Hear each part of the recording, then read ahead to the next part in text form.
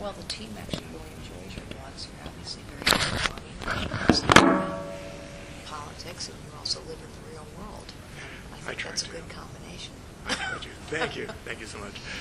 I want to ask you a question. You know, the Conejo Valley Democrats organized to protest specifically against you today. That means I'm a real candidate. And that must mean that you're a threat. They bring up the idea that when you were at Hewlett-Packard, that you failed in business, and that you cost, I think the sign said 25,000 jobs here in California. That seems to be a theme that I see throughout the mainstream media and the blogs coming from Barbara Boxer. Yeah. What do you have to say? Well, let's look at the facts. I led Hewlett-Packard for 6 years. In those 6 years, I doubled the size of the company from $44 billion to $88 billion. When I arrived at Hewlett-Packard, it was falling behind, and we achieved leadership positions in every market in which we competed. We improved the profitability of every product line. We tripled our rate of innovation. We quintupled our cash flow. I did all that during the worst technology recession in 25 years. That was the period, of course, of the dot-com bust and the aftermath of September 11th in the stock market. Despite all those tough times, while technology stocks in general were depressed, our stock outperformed the technology peer index by 23%. I'll run on that record all day long. It is true.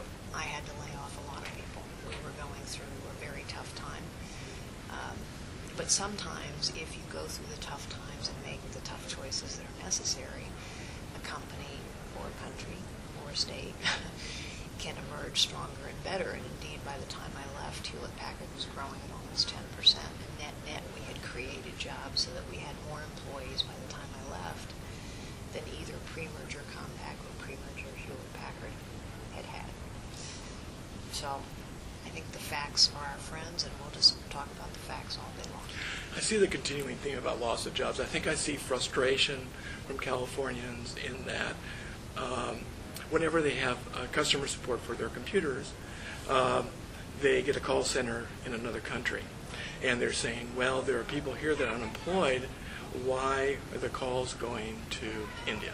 Well, and people should be frustrated because job creation is my principal focus as a candidate. And one of the reasons we're losing jobs in California, more jobs now than we're creating, is because of a set of policies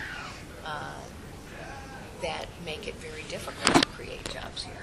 So small business owners, for example, who create most of the new jobs in this state, are dealing with higher and higher taxes.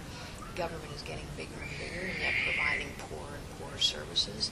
The levels of regulation and permits that people have to get through here make it virtually impossible to start a new business. I mean, I hear stories every day from entrepreneurs and innovators who say, I've been trying to get something started here in California and I'm giving up. The truth is, we have to understand in California that every state in this nation is competing for our jobs. Nevada wants our jobs, Texas wants our jobs, North Carolina wants our jobs, and every country in the world is competing for our jobs. And so we got to stand up and compete for these jobs and do everything we can to make it easier to create jobs here. And frankly, I think we need somebody in Washington who understands that, and Barbara Boxer doesn't. One additional question, I know, because they're going to be shooing me out here soon. Water. Yes. Water is very important in California. As a disclosure, my wife works for the Metropolitan Water District, which is the largest water purveyor in the country. Yes. And they get a sizable amount of their water from the State Water Project, which is now under regulatory control. The Delta Smelt, among other regulatory mandates of the federal courts. You have gone on record to support the water bonds coming up in November, and you're running on that. There has been opposition from the left and the right on Governor Schwarzenegger and the legislature's deal to place that bond issue on the ballot.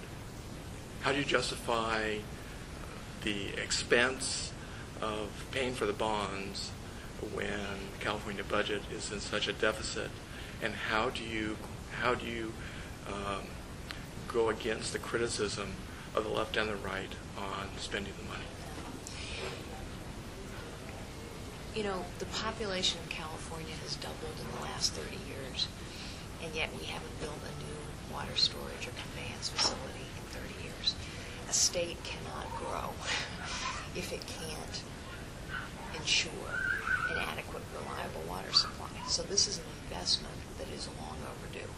The bill is not perfect, but it does achieve bipartisan support for the co-equal goals of conservation and an adequate, reliable water supply, and it is a big step forward. I do not think the California taxpayers alone should have to pay for this. In fact, I think the federal government needs to help pay for it. California taxpayers have been sending money to Washington for a very long time, but for every dollar we spend, we only get 78 cents back. And we could use our full share of the federal tax dollars we've been sending for things like these water projects, for transportation here in California, which is also woefully underfunded and in terrible neglect. I also think, however, that there are some things that have to be done immediately that, frankly, only a U.S. Senator can do, even if this water project passes. The Delta smell, which you mentioned, as you know, Barbara Boxer seems to believe that the Delta smelt is more important than 46,000 farmers and farm workers and their families, and all of the other jobs that are associated with agriculture. When the nameless, faceless bureaucrat in the Department of Interior in 2008 decided to turn the water down because the smell was endangered, 46,000 people lost their jobs, it'll probably be 96,000 this year. Barbara Boxer could put forward an amendment to waive that biological assessment and turn the water back on, as Pete Domenici did in 2003. She refused to do it.